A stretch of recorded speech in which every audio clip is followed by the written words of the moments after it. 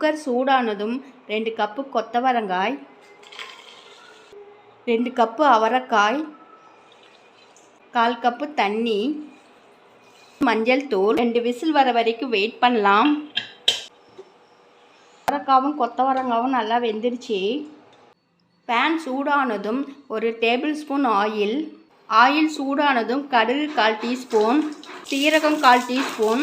கடுகு சீரகம் பொரிஞ்சதும் சின்ன வெங்காயம் 1 கப்பு, கறிவேப்பிலை, பூண்டுப்பல் 10, தக்காளி 2 வதக்கியாச்சு. வேக வச்சிருக்கிற கொத்தவரங்காய் அவரைக்காவை சேர்த்துருவோம். ஸ்பூன் மிளகாய்த்தூள், தேங்காய் விழுது, தண்ணி, தேவையான அளவு உப்பு. 3 நிமிஷத்துக்கு குக் பண்ணிடலாம். குக் பண்ணியாச்சு. கொத்தவரங்காய் அவரைக்காய் குழம்பு ரெடி ஆயிடுச்சு. ட்ரை பண்ணி பாருங்கள். தேங்க்யூ.